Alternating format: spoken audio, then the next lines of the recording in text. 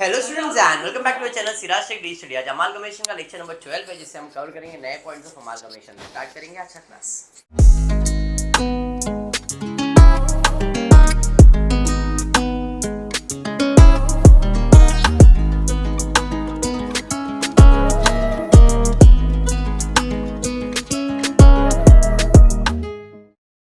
चलिए स्टार्ट करें। Amalgamation start किया, एब्जॉर्प्शन मेथड अभी भी वही है, बट अब तक हम जितना भी सॉल्व कर रहे थे वो सब न्यू कंपनी सॉल्व कर रहे थे। आज थोड़ा सा रिवर्स में जाते हैं, ओल्ड कंपनी की तरफ आते हैं। फेवरेट वन दिया है, B company limited had the following summary balance sheet as on 31 March 2012। B company है, B company is absorbed by Beeson limited. Beeson Bengali बेटा, वो बीसॉन लिमिटेड, ठीक है। हाँ, बीसॉन उन लोगों को वैसा ही रहता है, उनका रसगुल्ला वाला टाइप रहता है। तो बीसॉन लिमिटेड एज ऑन 31 मार्च 2012। समझ क्या रहा है यहाँ पे ये समझ रहा है कि बी कंपनी जो है एब्जॉर्ब्ड हो रहा है बीसॉन लिमिटेड से, ठीक है। इसका मतलब बी कंपनी कौन है? बंद होने वाला कंपनी। और बीसॉन कौन सा है? खरीदने वाला कंपनी। इन शॉर्ट ये वेंडर कंपनी है और ये परचेजिंग कंपनी। बी कंपनी बंद हो रहा है या तो एक्वायर हो रहा है। कौन उसे एक्वायर कर रहा है? बीसॉन। तो इसके एसेट लायबिलिटी से कुछ लेन देन है क्या अपने को? जैसा है वैसे ही बैलेंस शीट में आएगा। अरे हाँ, इसके बैलेंस शीट में फर्क आने वाला है और जो भी फर्क आएगा वो हमारे इसमें हम लोग ऐड करते जाएंगे। असेट्स में है तो असेट्स ऐड होगा, लायबिलिटीज में तो लायबिलिटीज, कुछ एडजस्टमेंट और एक्स्ट्रा होगा तो वो आप इसके अंदर ऐड करके एक नया बैलेंस शीट बनाओगे। हाँ जी, समझाइए, पक्का समझा है। अब देखते हुआ क्या है। For the purpose of absorption the goodwill of B company limited is considered valueless. भाई एब्जॉर्ब कर रहा हो, बीसॉन एब्जॉर्ब कर रहा हो, अरे बी कंपनी का गुडविल है ना, वैल्यूलेस मतलब आएगा नहीं। इसका मतलब मेरे दिमाग की बत्ती जली, ये हिसाब किताब कर रहा है। मैं तेरा गुडविल नहीं लूंगा, तेरा गुडविल का वैल्यू ये है, तेरा असेट का मतलब यहाँ पे लमसम अमाउंट है क्या पीसी? नहीं, वैल्यूएशन मेथड से है। देखते आगे क्या दिया है। There are also arrear of depreciation in B company. B company इतने साल से डेप्रिसिएशन ही नहीं दे रहा, अरियर है कितना रुपया? Amounting to 4 lakh. मतलब जो भी इसका फिक्स असेट है, इनडायरेक्टली बोल रहा है 4 लाख कम करके दो, क्योंकि डेप्रिसिएशन किस पे चार्ज होता है? फिक्स असेट पे, है नहीं? तो बोल रहा है, ऐसा घुमा के नहीं बोला कि 83 लाख रुपीज, नहीं, वो ऐसा बोल सकता था भाई 83 लाख के जगह पे मैं तेरा वैल्यू 80,000 में 80 लाख में ले रहा हूँ या 79 लाख में ले रहा हूँ, ऐसा बोल सकता था। बट यहाँ पे घुमा के क्या बोला कि भाई बी कंपनी इतने साल से डेप्रिसिएशन ही नहीं दे रहा है और वो डेप्रिसिएशन का कीमत कितना है? 4 लाख। तो जब मैं 4 लाख इसमें से कम करूंगा तो असेट का नया वैल्यू मिल जाएगा। समझा? डायरेक्ट नहीं बोल के इनडायरेक्टली उसने यही बात बोला है। आगे, the share holder in B company limited are allotted in full satisfaction of the claim. मालिक को बोला है तुम्हारे को जो भी तुम्हारा कैपिटल था हम देने के लिए रेडी है। In full satisfaction of the claim shares in Beeson limited in the same proportion as the respective intrinsic value. अभी इंट्रिंसिक वैल्यू तुम्हारे लिए वर्ड नया है, बट आपने ये किया हुआ है। असेट माइनस लायबिलिटीज करते तो क्या आता है? पीसी आता है। उसको हम लोग अगर हम नंबर ऑफ शेयर से डिवाइड करते हैं तो जो आंसर आता है उसे कहते हैं इंट्रिंसिक वैल्यू या वैल्यू पर शेयर। इंट्रिंसिक वैल्यू या वैल्यू पर शेयर मतलब जब मैं असेट माइनस लायबिलिटी करूंगा तो पीसी मिलता है, ये मुझे मालूम है। अब इस पीसी को जब मैं नंबर ऑफ शेयर से डिवाइड करूंगा तो जो अमाउंट आएगा इसे आप इंट्रिंसिक वैल्यू कहते हो। समझ में आया? तो इनडायरेक्टली ये बोलना चाह रहा है इंट्रिंसिक वैल्यू के हिसाब से उनको शेयर्स अलॉट करने का। ये लास्ट पीसी का काम है, अपन करेंगे। Pass journal entries in the books of both the companies to give effect on the above. So हाँ, show necessary ledger account of B company limited, prepare opening balance sheet of Beeson limited after absorption. मतलब old company का journal entry ledger है, new company का balance sheet है। ठीक है क्या? छोटा सा समय स्टार्ट करते हैं। पहला कैलकुलेशन, सबसे पहला कैलकुलेशन क्या करने वाला मैं? पीसी का। चलिए सबसे पहला कैलकुलेशन ले लेता हूं पीसी के लिए। पीसी का कैलकुलेशन में असेट माइनस लायबिलिटीज लिया जाएगा। चलिए भाई आ जाते हैं असेट माइनस लायबिलिटीज की तरफ। कौन से कंपनी का असेट्स लायबिलिटी? दोनों का लिख रहा हूं मैं ताकि आपके लिए इजी हो जाए। पहला मैं लिख रहा हूं बी लिमिटेड और ये है बीसॉन लिमिटेड। असेट्स दो ही है ना? असेट्स में सबसे पहला है फिक्स असेट 83 lakhs। इसमें हमको क्या करना है, माइनस करना है डेप्रिसिएशन। जरूरी नहीं कि इधर दिखाना है डेप्रिसिएशन, जरूरी नहीं है, आप डायरेक्टली दिखा सकते हो। कितना डेप्रिसिएशन, 4 लाख। तो net fix asset, net fix asset कितना, 79 lakhs। और बीसॉन लिमिटेड में फिक्स असेट है क्या, चेक करो जरा, कितना है, 60 लाख। तो आप क्या है भाई, 60 लाख है ना। अब हम क्या करेंगे, ऐड करके टोटल निकाल सकते हैं। तो 1 करोड़ 60 लाख में 79 लाख को ऐड कर देंगे। किस में बेटा, 1 करोड़ 60 लाख ना, ठीक है। एक मिनट बेटा इधर, वेरी गुड। 1 करोड़ 60 लाख कितना, 2 करोड़ 39 लाख। समझ में आ गया, ये आफ्टर एब्जॉर्प्शन फिक्स एसेट का वैल्यूएशन हो गया। समझा चैताली? उसके बाद क्या दिया है, आगे दिया है एडजस्टमेंट, जरा चेक करते। गुडविल लेने का नहीं, अभी करंट एसेट, कोई एडजस्टमेंट है करंट एसेट पे नहीं, जैसे थे वैसे 69 लाख और इधर है 1 करोड़ 68 लाख। तो जैसा है वैसे लिख लो भाई, करंट एसेट असेट साइड पे ही आएगा, current asset, current assets. Amit बराबर है क्या, इधर कितना है 69 लाख अमित, और इधर 1 करोड़ 68 लाख। टोटल कितना हो गया भाई, 2 करोड़ 37 लाख। अमित क्लियर है, वेरी गुड। अमित उसके बाद और कोई एडजस्टमेंट है क्या, चेक करते।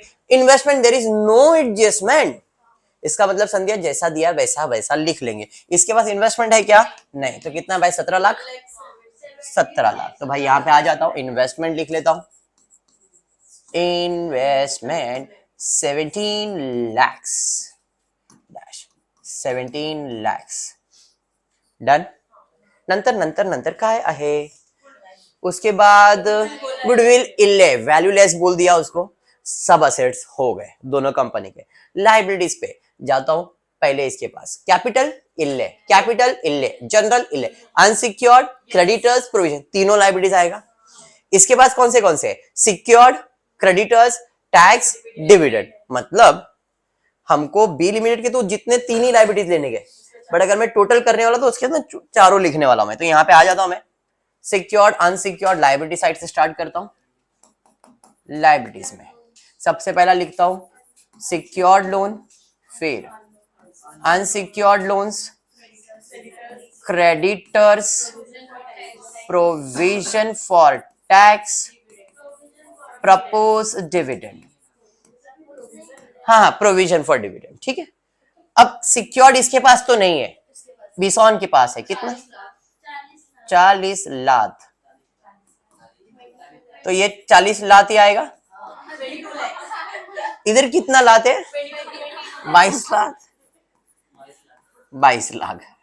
और इधर 22 लाख, इसके पास नहीं है, 22 लाख। सर तोतले नहीं है, नंदे अनिशा। क्रेडिटर्स बताओ, 42 लाख, 46 लाख। टोटल कितना लाख, 98 लाख, 88 लाख हो गया, 88 लाख। उसके बाद प्रोविजन फॉर टैक्स, पहले इसमें कितना है, 11 लाख, फिर 52 lakh, total 63 lakh. Propose dividend इधर है क्या, नहीं, इधर 10 लाख, टोटल 10 लाख। यहां तक क्लियर हो गया, हाँ जी। चलिए अब और कुछ तो नहीं है, तो हम लोग पीसी निकालते हैं। दोनों कंपनी का पहले टोटल असेट्स कर लेते। इधर कितना है, ये नहीं लेने का, यहां से 1 करोड़ 65 लाख, ठीक है। 3 करोड़ 28 lakhs। ठीक है क्या? क्लियर, वेरी गुड, आप साइलेंट कर लो। नेक्स्ट, उसके बाद लाइबिलिटी साइड पे जाते हैं। 75 lakhs, 1,48,00,000। सही है। अब क्या करोगे? Asset minus liabilities. असेट आपके पास, लाइबिलिटी दोनों का माइनस करना और पीसी कैलकुलेट करता हूं। 90 lakhs, 1,80,00,000 बराबर है। अब जरा ध्यान देना, यहां पे हम फाइंड करने वाले इंट्रिंसिक वैल्यू। इंट्रिंसिक वैल्यू के लिए सबसे पहला मुझे चाहिए नंबर ऑफ शेयर्स। दोनों कंपनी के नंबर ऑफ शेयर्स कितने हैं जरा चेक करते हैं। दोनों कंपनी, इसके पास है 50,000 और इसके पास है 8 लाख। दोनों का मैं फाइंड कर रहा हूं इंट्रिंसिक वैल्यू। क्यों, किस लिए, एक्सप्लेन करता हूं। यहां पे नंबर ऑफ शेयर्स कितना, 50, यहां पे 8 लाख। इंट्रिंसिक वैल्यू कैसे निकलता है? Profit available upon number of shares. तो इंट्रिंसिक वैल्यू आ जाए। इंट्रिंसिक वैल्यू कितना है जी? 180 और इधर 22.5। ये समझा। अब मैं आता हूं मेरे पीसी के एडजस्टमेंट पे। पीसी का एडजस्टमेंट दिया है, the share holder of B limited. पीसी मुझे मालूम है, अगर आप ध्यान से देखो तो पीसी मैंने निकाला है। कितना है पीसी? 90 लाख मुझे देना है। बीसॉन बी लिमिटेड को 90 लाख देने वाला, ये डिसाइडेड है। बट खाली कितने शेयर्स देना ये डिसाइड नहीं है। मतलब 90 लाख में कितने शेयर्स देना ये अपने को फाइंड करना है, और ये आपका एडजस्टमेंट है। एडजस्टमेंट में दिया है the Beeson limited, sorry, the share holder of B limited are allotted in full satisfaction of their claim shares in Beeson limited in same proportion as the respective intrinsic value of the shares of two companies bearing to the other। मतलब जो भी intrinsic value आपको बीसॉन limited में आया है, उसी values पे आपको बी लिमिटेड में शेयर्स मिलेगा। सर नहीं समझा। मतलब क्वेश्चन में बोला गया है कि बीसॉन लिमिटेड का जो भी एक शेयर का कीमत है कितना है? 22.5 रुपीज के शेयर्स मिलेंगे। इंट्रिंसिक वैल्यू कितना है? 22.5 ना। इंट्रिंसिक वैल्यू का दूसरा नाम है वैल्यू पर शेयर। तो बीसॉन लिमिटेड इसको पैसा देने वाला है, तो इसके शेयर्स का कीमत कितना है? 22.50 रुपए। और उसको कितने रुपए देने गए? 90 लाख देने गए। तो मैं इससे क्या फाइंड करूंगा? Number of shares. कैसे? तो 90 लाख रुपया मुझे पीसी देना है, और एक शेयर का कीमत अगर 22.5 है तो आई कैन फाइंड कितना? 4 लाख। मतलब मैं 4 लाख शेयर्स इशू करने वाला हूं। एक शेयर्स का कीमत कितना लेने वाला हूं? 22.5। इस तरह से मैं 90 लाख रुपया पीसी देने वाला हूं। वापस से एक्सप्लेन करता हूं, देख लो। ये कंपनी जो बंद हो रही है, इसके शेयर्स का कीमत कितना है? 180। तो मैं बोल सकता भाई 180 रुपया दे। बट पीसी कौन देने वाला है? बीसॉन देने वाला है। तो बीसॉन वाला क्या बोला? भाई मैं इंट्रिंसिक वैल्यू निकालूंगा, जो भी मेरा इंट्रिंसिक वैल्यू आएगा इसी प्रपोर्शन में आई एम गोइंग टू पे यू द शेयर्स। बराबर है, क्योंकि मैं कौन हूं? बायर कंपनी हूं। बीसॉन कौन है? बी लिमिटेड कौन है? बेचने वाला कंपनी है। तो मैंने उसको बोला मेरे शेयर्स का कीमत कितना है? तेरे को कितना पैसा देने का है? 90 लाख ले। 90 लाख ले, बट 90 लाख का क्या ले? शेयर्स। और एक शेयर्स का कीमत कितना रहेगा? 22.5। तो 90 लाख देना है। एक शेयर्स का कीमत अगर 22.5, तो कितने शेयर्स दिया मैंने? 4 लाख। समझ में आया? PC done. अब कुछ नहीं बचता है। अब लेजर की बात करेंगे। तो ये लेजर किसका बनता है? वेंडर का, सॉरी, वेंडर कंपनी का जो क्लोज हो रहा है। तो मतलब उसके लिए ये इंपॉर्टेंट है। ठीक है, हम पहला असेट्स खाली करेंगे, लायबिलिटीज खाली करेंगे, पार्टनर्स के अंदर मतलब शेयर होल्डर्स में चले जाएगा ये। बराबर, पीसी मांगेंगे, पीसी मिलेगा, क्लोजिंग करेंगे। समझ में आ गया? चलिए बैलेंस शीट खाली करेंगे, सारे असेट्स खाली करेंगे, fix asset, current asset, investment कुछ सब खाली हो। सर गुडविल, मेरा गुडविल भी खाली होएगा, ओल्ड कंपनी का है ना। बराबर है, तो यहाँ पे हम बैलेंस शीट खाली करेंगे तो डेबिट साइड पे आ जाएगा 2। Very good. सन्ड्री असेट्स कितना है? 71 lakhs। एक साथ लिख दिया, असेट्स खाली कर दिया। लायबिलिटीज में क्या क्या है? लायबिलिटीज में कैपिटल है, शेयर कैपिटल में जाएगा, इक्विटी शेयर के कैपिटल में, कैपिटल रिजर्व, जनरल रिजर्व सब उसी में जाने वाला है, तो भाई ये सब इसी के अंदर जाएगा, कैपिटल के अंदर, इक्विटी शेयर्स में, बाय बैलेंस ब्रॉट डाउन। कितना है इसका बैलेंस, कितना था देखो जरा, 50 लाख। तो भाई इधर आ गया 50 लाख, अरे बराबर। फिर उसके बाद बाय कैपिटल रिजर्व और जनरल रिजर्व दोनों है ना, कैपिटल रिजर्व 10 लाख और जनरल रिजर्व 36 लाख। अमित बराबर है यहां तक, हमने पूरा खाली कर दिया बैलेंस शीट? नहीं सर, अभी बाकी है। क्या क्या बाकी है? अभी उसके बाद अनसिक्योर्ड क्रेडिटर्स और प्रोविजन, ये सब कहां जाएगा, रियलाइजेशन अकाउंट में। कितना है, अनसिक्योर्ड 22 लाख, क्रेडिटर्स 42 लाख, मतलब ये हो गया आपका 75 लाख। तो बाय सन्ड्री लायबिलिटीज में चले जाएगा, बाय सन्ड्री लायबिलिटीज 75 लाख। आपको अलग अलग लिखने का है, समझा पूर्वा? यहां तक हम लोग ओल्ड कंपनी कर रहे हैं, न्यू कंपनी नहीं। अब तक जितने सम से उसमें हम लोग न्यू कंपनी कर रहे थे, आज अभी ओल्ड कंपनी कर रहे हैं। क्लियर है? बैलेंस शीट खाली हो गया। पीसी किससे मांगेंगे, न्यू कंपनी से। पीसी मेरे लिए क्या है, इनकम है, इनकम है तो क्रेडिट साइड पे बाय, कौन देगा भाई, बिसोन्स लिमिटेड। कितना देगा भाई, 90 लाख। इधर क्रेडिट तो इसका अकाउंट हो जाएगा डेबिट टू रियलाइजेशन अकाउंट, कितना, 90 लाख। बात समझ में आ गया? हाँ जी। पीसी मांगा, अब पीसी मिलेगा, क्या मिल रहा है, शेयर्स मिल रहा है, तो भाई शेयर्स मिल रहा है by equity share holder. Premium भी है, बट प्रीमियम अभी इसको दिखा के कोई मतलब है क्या, प्रीमियम किसके लिए इंपॉर्टेंट है, न्यू कंपनी के लिए। कितना भाई, 90 लाख। इधर क्रेडिट तो इक्विटी शेयर्स का अकाउंट हो जाएगा डेबिट टू बीसॉन लिमिटेड, 90 लाख। खत्म। अब क्लोजिंग करेंगे, क्लोज। यही साइड का ज्यादा, 1 करोड़ इकट्ठा, ये 171, ये ज्यादा है ना। हाँ हाँ कोई नहीं, भड़कने का नहीं अनीशा, होता है, मैं लिख देता हूं।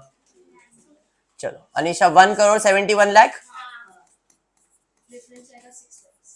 1 करोड़ 71 लाख माइनस करके 6 लाख आ रहा है बाय इक्विटी शेयर्स। इधर क्रेडिट तो इसका अकाउंट हो जाएगा debit to realization 6 lakh. Total करो 96 लाख, 96 लाख हो गया। अगर न्यू कंपनी के बारे में पूछा तो न्यू कंपनी का क्या बनता है, जर्नल एंट्री। और ओल्ड कंपनी का और एक चीज बनता है, जर्नल एंट्री। इसका जर्नल एंट्री में सबसे पहला असेट्स खाली किया, तो एंट्री किया है realization account debit to sundry assets, कितने का, 1 करोड़ 71 लाख का। समझ में आया? असेट। उसके बाद क्या खाली किया, लायबिलिटी। रियलाइजेशन क्रेडिट तो sundry liabilities account debit to realization account. I hope ये सब याद है आप लोग को। कितना है जी, 75 लाख। समझ में आया? उसके अलावा equity share capital share holder में ट्रांसफर किया, कैपिटल तक क्रेडिट ट्रांसफर करने के लिए डेबिट कर दो। Equity share capital account debit to किधर ट्रांसफर किया, इक्विटी शेयर होल्डर अकाउंट में। कितना, 50 लाख। सबर अली बता रहा हूं, सबर अली, मेरे को मालूम था ऐसे ही आप बोलोगे। अगर कैपिटल अकाउंट है तो कैपिटल, ये कौन सा अकाउंट बना है, होल्डर। कैपिटल में बैलेंस लिखते अपन, तो बैलेंस की जर्नल एंट्री पास नहीं करते, बराबर है। मैंने बताया कि मैंने कैपिटल से किधर ट्रांसफर किया, होल्डर में, और कुछ नहीं। सर हमने नहीं किया तो चलेगा, अरे चलेगा, क्योंकि आप इक्विटी शेयर कैपिटल लिखते हो, यहाँ पे होल्डर ने लिखते हो, ये होल्डर है। होल्डर में क्या होता है, कैपिटल से होल्डर के अकाउंट में ट्रांसफर कर रहे हैं, और कुछ नहीं है। ये एंट्री कोई हार्ड एंड फास्ट नहीं है, करने का नहीं करने का ये हमको कंफ्यूज होता है। कुछ कंफ्यूजन नहीं है, कैपिटल का बैलेंस की एंट्री नहीं पास करते, लेकिन मैंने कैपिटल के अंदर ट्रांसफर किया तो ना, मैंने किधर ट्रांसफर किया, होल्डर में ना, तो क्रेडिट था, कैंसिल करने के लिए डेबिट टू होल्डर में डाला, और क्या ही किया। छोड़ो। Reserves, capital reserve account debit, general reserve account debit, equity share holder, वही है ना। कितना है, तो 36 लाख, जो भी है 10 लाख और 36 लाख कंबाइन करके 46 लाख करके एंट्री दे देता हूं मैं, ठीक है।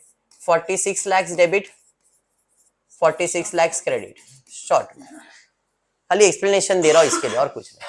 बैलेंस शीट खाली हो गया, पीसी मांगा, रियलाइजेशन क्रेडिट और न्यू कंपनी अकाउंट डेबिट मिला, न्यू कंपनी अकाउंट क्रेडिट है और ये अकाउंट तो जो डेबिट है पहला वो आएगा क्रेडिट है, फिर क्लोजिंग किया, रियलाइजेशन क्रेडिट, खत्म।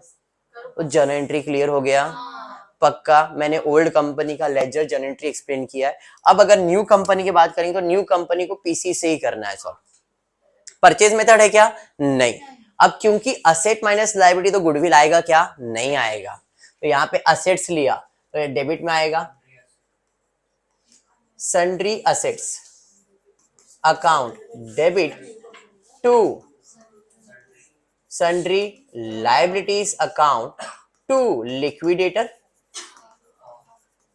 Of B limited. अगर बिजनेस परचेज हो तो यहाँ पे बिजनेस परचेज आता है, बराबर है। असेट्स कितने का लिया है? 1,65 लाख असेट्स का वैल्यू। लायबिलिटीज कितने का लिया है? 75 लाख। पीसी 90 लाख, हो गया 1 करोड़ पैसे, 65 लाख, बराबर है। अब पेमेंट करेंगे लिक्विडेटर को,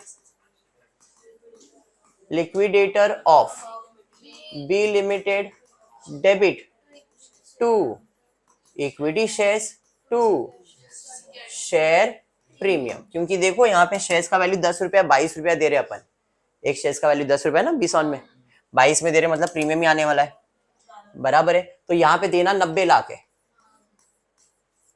4 लाख शेयर्स, एक का वैल्यू 10 मतलब 40 लाख हो गया, 4 लाख शेयर्स इशू किया ना, बराबर है। तो बाकी 50 लाख क्या है? प्रीमियम रहेगा। आप कैलकुलेट करके चेक करो, 4 लाख इंटू 12.5, 12.5 कैसे आया? मैंने 22.5 लिया, उसमें से 10 माइनस किया ना मैंने, जब मैंने 10 माइनस किया तो बचा कितना यहाँ पे? ये किधर जाएगा? प्रीमियम में। कितने शेयर्स के ऊपर? पूरा 4 लाख शेयर्स के ऊपर, तो हो गया। बात समझ में आ गया? और कोई एडजस्टमेंट इसने किया है? नहीं, इतना नहीं हो कंपनी का एंट्री। अब मुझे बैलेंस शीट प्रिपेयर करने का, तो कोई एडजस्टमेंट ही नहीं है, सीधा सीधा पोस्टिंग करने का। तो आपका वर्टिकल फॉर्मेट का जो आपका बैलेंस शीट है, ये फॉर्मेट फिक्स असेट से स्टार्ट करता हो, तो फिक्स असेट का वैल्यू आपने ऑलरेडी निकाला हुआ है, तो यहाँ पे शेड्यूल की भी जरूरत नहीं है। फिक्स असेट कितना है? 2 करोड़ 39 लाख।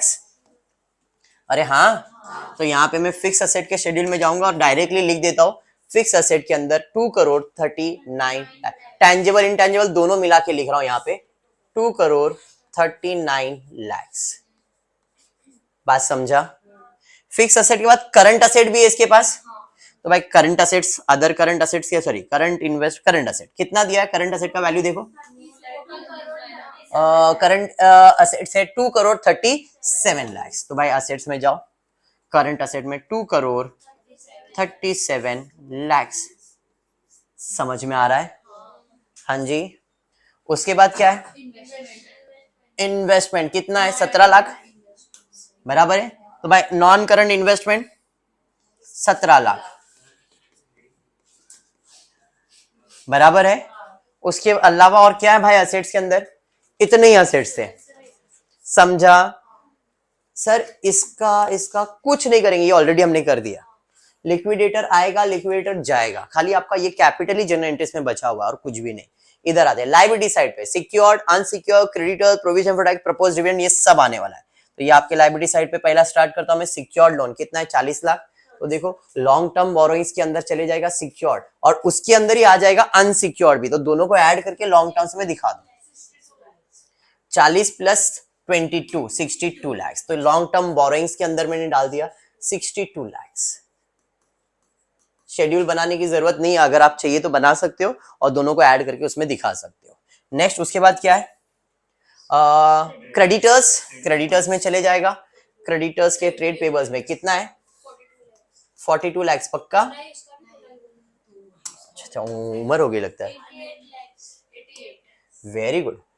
क्रेडिटर्स में चले जाएगा 88 लाख, बराबर है। समझ में आया? उसके बाद प्रोविजन फॉर टैक्सेशन या सब चीजें कहां जाएगा? तो अदर प्रोविजंस है आपके पास, बराबर है। अदर प्रोविजन में proposed dividend, provision for tax सब चले जाएगा। तो यहाँ पे प्रोविजन फॉर टैक्स 63 लाख है, प्रपोज्ड डिविडेंड 10 है, तो टोटल कितना हो गया? 73 लाख। तो यहाँ पे प्रोविजन एंड अदर में 73 लाख। बात समझा? समझ में आया बैलेंस शीट? पक्का? और कुछ है क्या पीसी के अंदर? नहीं भाई, पीसी का काम तो खत्म हो गया। अब हम लोग हमारे क्वेश्चन की तरफ जाते हैं, क्वेश्चन में जाते हैं और देखते हैं चैताली क्या हो रहा है। तो क्वेश्चन के अंदर भाई इसका काम खत्म, इसका काम खत्म, ये सब हो गया, ये सब हो गया। अभी इसके रिजर्व से मेरा कोई भी लेन देन नहीं है, क्योंकि इसका बिजनेस तो बंद हो गया, बट मेरा बिजनेस तो चालू है, तो मतलब मेरे लिए रिजर्व तो है ना।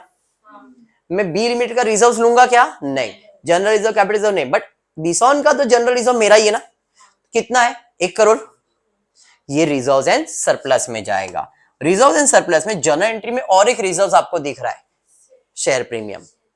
तो 1 करोड़ और 50 लाख। तो रिजर्व एंड सरप्लस के शेड्यूल में कितना जाएगा? 1 crore 50 lakh. Reserve and surplus में 1 करोड़ 50 लाख। इसके लिए शेड्यूल बनाने का, रिजर्व एंड सरप्लस में सिक्योरिटीज प्रीमियम अलग, जनरल रिजर्व अलग, दोनों को ऐड करके इधर मैंने दिखा दिया। जनरल रिजर्व 1 करोड़ था मेरा, सिक्योरिटीज प्रीमियम में मेरा प्रॉफिट है 1 करोड़ 50 लाख। समझा ये? हाँ जी। उसके अलावा कैपिटल है, अभी बी लिमिटेड का कैपिटल कितना था? 8 लाख। 8 लाख या 80 लाख? 80 लाख है शायद। देखो 80 लाख है ना। 80 लाख के अलावा और नया कैपिटल कितना इशू किया मैंने उसको? 40 लाख। 80 और 40 1 करोड़ 20। तो यहाँ पे कैपिटल में कितना आ जाएगा? 1 करोड़ 20, 1 करोड़ 20 लैक्स। हाँ जी बोलिए क्या हो गया? शॉर्ट टर्म प्रोविजन में दे दिया है, चलो ठीक है, क्लियर है। और कुछ है क्या? नहीं।